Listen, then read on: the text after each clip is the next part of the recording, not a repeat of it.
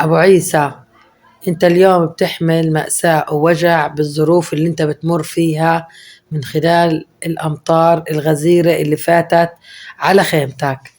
إيش بتحكي؟ كيف شعورك كأب لأطفالك كونك عندك 7 أفراد؟ إيش تعليقك؟ إيش بتقول؟ إيش أمنياتك؟ إيش شعورك؟ أنا شعوري محمد يسووني كرفان. أنا شعوري لو يسووني كرفان أنا وأولادي وأنا أسرتي نخفف عن المعاناة اللي بنشوفها كل شتاء. كل شتاء عندنا كل شتاء يعني بنصير يعني حالة طوارئ. وللأسف يعني دفاع المدى مرنا حدا بيجينا ولا حاجة وبيجوا ولا فيش صلاة وفيش معدات وفيش يعني بدها تقاوم إيش بحالك تقاوم. من الحاجات البسيطة طرية وكريك انكش من هان تعمل من هان عشان يعني تستر أسرتك. المية بالليل فاتت عليك؟ والليل يعني امبارح يعني ما يعني دخلت المية علينا في الخيمة، والحمد لله يعني من يعني قويات يعني جهودنا سيطرنا انه يعني ما تخش على الاطفال.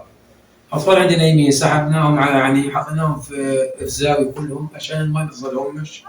وصلت علي الخيمه والحمد لله يعني قدرنا.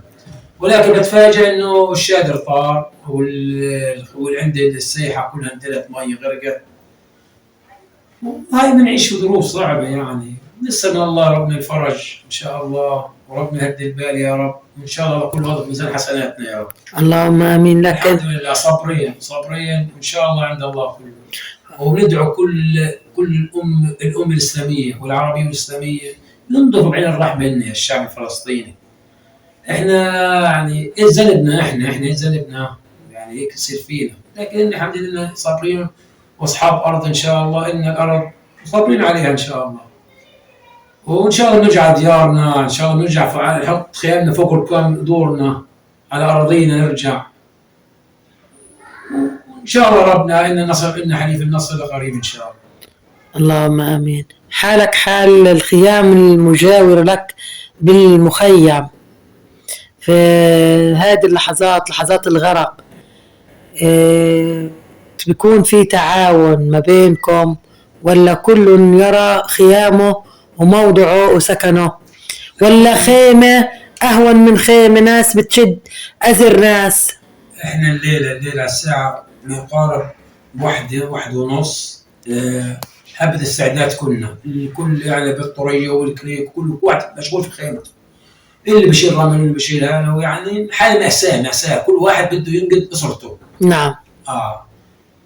يعني ايش بدنا نقول يعني الا حسبي الله ونعم الوكيل. يعني كل واحد يعني بده يعني يستر اسرته. يعني الليله انا شفت المنظر اقسم بالله العظيم يعني دمعت. يعني كنا عايشين في دورنا والحمد لله مستورين ومتدفين اطفال وقاعدين ناس. يعني لو يعني كرفانات يسمون الشعب الفلسطيني كرفانات. وانا اعتب على المؤسسات.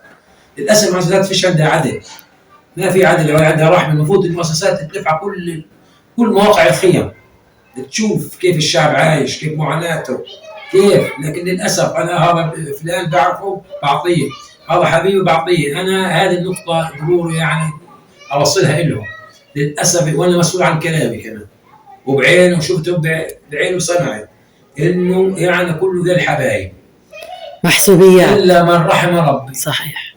وكمان يعني بالناشد الأخوة يعني ينظروا برأفة الأطفال، كسوة ملابس، ينظروا بعين الرحمة. يعني شوفوا يعني يجوا على الخيم يفتشوا الخيم ايش الالتزاماتها، لأنكم طلعتوا من غير شيء. انه انا واحد من الناس انا بحكي انا طلعت بطولي ويخلف على الناس اللي اعطتني فرشه، اللي اعطتني حرام، اللي اعطتني مأوى، والحمد لله يعني ماشيين حالنا الحمد لله فضل الله وفضل هالجهود الناس الطيبه معنا.